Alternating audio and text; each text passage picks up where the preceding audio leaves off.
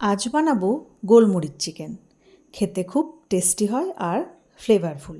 নান, পরোটা সবের সাথেই খেতে খুবই ভালো লাগবে। চিকেনটাকে প্রথমে ভালো করে ধুয়ে নিয়ে জল ঝরিয়ে নিয়েছি। আমি ভিডিওটা করতে ভুলে গেছিলাম। চিকেনটাকে প্রথমে ভিনিগার এবং গোলমরিচ দিয়ে ম্যারিনেট করে রেখেছিলাম 30 মিনিটের জন্য। গোলমরিচটা ক্রাশ করা, একদম ফাইন ডাস্ট নয়। আধ ঘন্টা পর আবার নুন আর সাদা তেল দিয়ে 15 মিনিটের জন্য ম্যারিনেট করে রেখে দেবো। কড়াইতে এবার রিফাইন তেল গরম করে ওর মধ্যে দিয়ে দেবো রসুন, কেটে রাখা আদা, লঙ্কা। একটুখানি নাড়াচাড়া করার পর ওর মধ্যে দিয়ে দেবো কেটে রাখা পেঁয়াজ। পেঁয়াজটা যেভাবে ইচ্ছে কাটা যেতে পারে, কারণ পেঁয়াজটাকে আমরা পেস্ট করব। তবে খেয়াল রাখতে হবে খুব বেশি যেন পেঁয়াজ ভাজা না হয়ে যায়। পেঁয়াজ বেশি ভাজা হয়ে গেলে টেস্টটা নষ্ট হয়ে যাবে। এরপর দিয়ে দেবো নুন, তারপর দিয়ে দেবো কাজু বাদাম। নিয়ে নিতে হবে টক দই। এটা আমার বাড়িতে পাতা টক দই আছে। প্রথমে টক দইটাকে নিয়ে ভালো করে একটু ফেটিয়ে নিয়েছি। এরপর দিয়ে দেবো একটুখানি চিনি। আপনারা চাইলে চিনিটা স্কিপ করতে পারেন।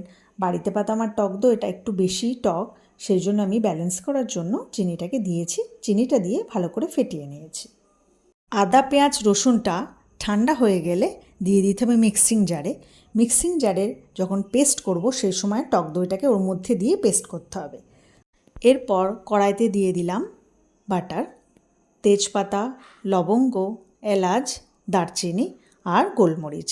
একটু নাড়াচাড়া করার পর গন্ধ বেরিয়ে এলে দিয়ে দিতে হবে ম্যারিনেটেড চিকেনটাকে ভালো করে ভেজে নিতে হবে। চিকেনটা ভাজার সময় প্রয়োজনে একটু নুন দিতে পারেন। নুনটা অবশ্যই খেয়াল করে দেবেন, কারণ চিকেন ম্যারিনেট করার সময়ও নুন দেওয়া ছিল আর পেঁয়াজ ভাজার সময় নুন দেওয়া ছিল। এরপর দিয়ে দেবো ধনে গুঁড়ো আর একটু জিরে গুঁড়ো। এরপর দিয়ে দিতে হবে দইয়ের পেস্টটাকে। এর মধ্যে পেঁয়াজ, আদা, রসুন এবং লঙ্কা আছে।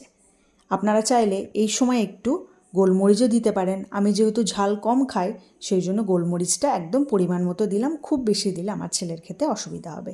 এরপর একটু জলের প্রয়োজন মনে হলে মিক্সিং জারটা ধুয়ে জলটা দিয়ে দিতে পারেন।